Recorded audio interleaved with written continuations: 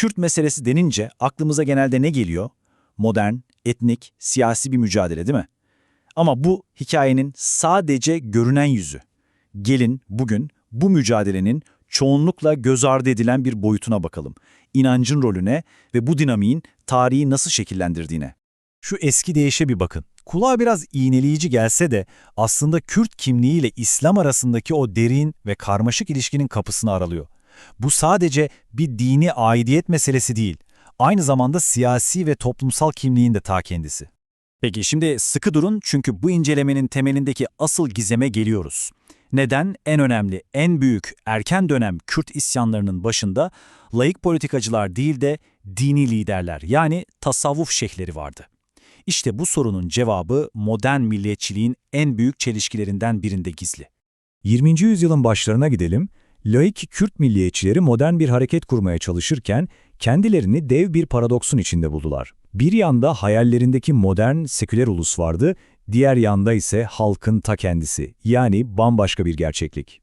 Laik aydınlar için durum tam bir ikilemdi.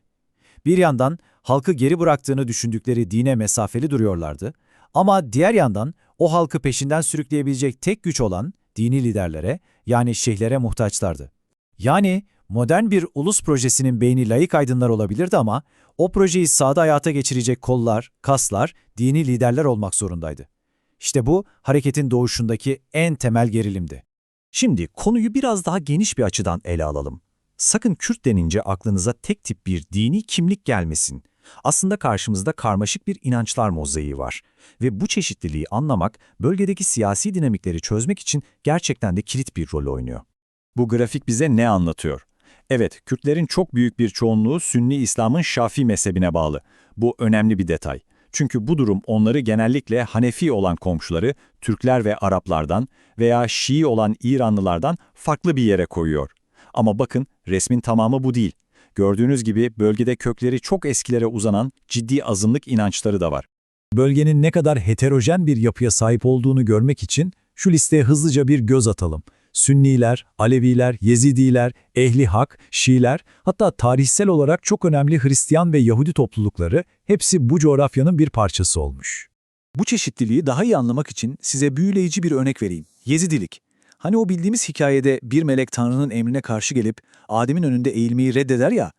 İşte bu olay İslam ve Hristiyanlıkta düşmüş melek olarak yorumlanırken, Yezidiler için melek tavusun Tanrı'dan başkasına secde etmeyi reddeden mutlak sadakatinin bir kanıtıdır. İşte bu farklı yorum, yüzyıllarca süren o büyük yanlış anlaşılmanın da temelini oluşturmuş. Evet, şimdi en başta sorduğumuz o gizemi çözme zamanı geldi. Sünni çoğunluğa odaklanalım ve dini liderlerin nasıl birer siyasi güç odağına dönüştüğünü birlikte görelim. Buradaki en önemli nokta şu: devlet eski Kürt beylerini ortadan kaldırıp bölgeyi doğrudan kendine bağlamaya çalıştı. Ama bu hamle hiç beklemedikleri bir sonuç doğurdu: devasa bir güç boşluğu. Aşiretler birbirine girdi ve bu kaos ortamında herkesi bir araya getirebilecek aşiretler üstü tek birleştirici güç vardı. Tasavvuf tarikatlarının liderleri, yani dini bilgileri ve karizmalarıyla saygı gören şeyhler. Bu güç tabii ki sadece teoride kalmadı, direkt sahaya indi.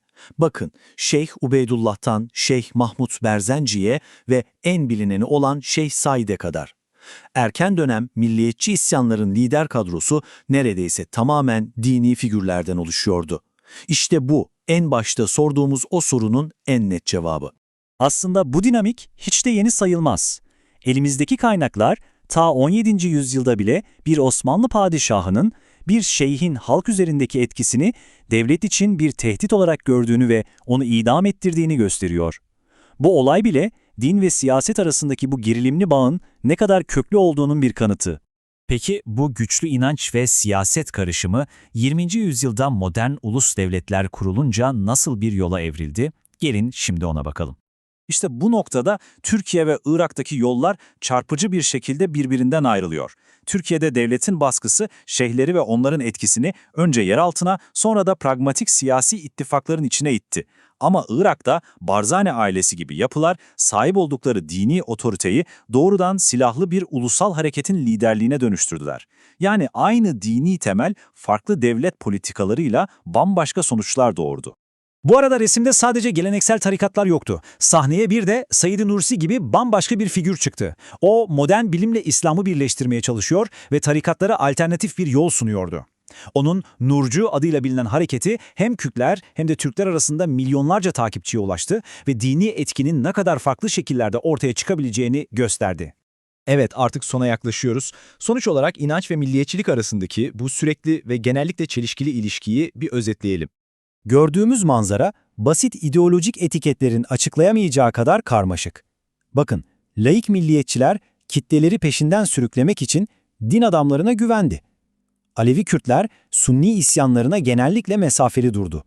Hatta başlangıçta tüm Müslümanların birliğini savunan ümmetçi İslamcı hareketler bile zamanla devlet baskısının da etkisiyle daha milliyetçi bir çizgiye doğru evrildi.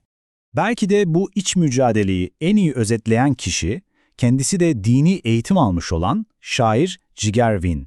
Onun bu sitemi, Kürt kimliğinin kendi içindeki o derin gerilimi çok iyi anlatıyor. Bir yanda ulusal özlemler, diğer yanda ise koparılması imkansız görünen dini bağlar. Ve tüm bunlar bizi en kilit soruyla baş başa bırakıyor. Gördük ki din sadece bir inanç sistemi değil, aynı zamanda bir siyasi güç, bir seferberlik aracı ve bir kimlik işareti. Peki bu kadar köklü bir mirasla modern bir gelecek inşa etme çabası ne anlama gelir? Bu sadece Kürtler için değil, aslında benzer süreçlerden geçen tüm toplumlar için üzerinde uzun uzun düşünmeye değer bir soru.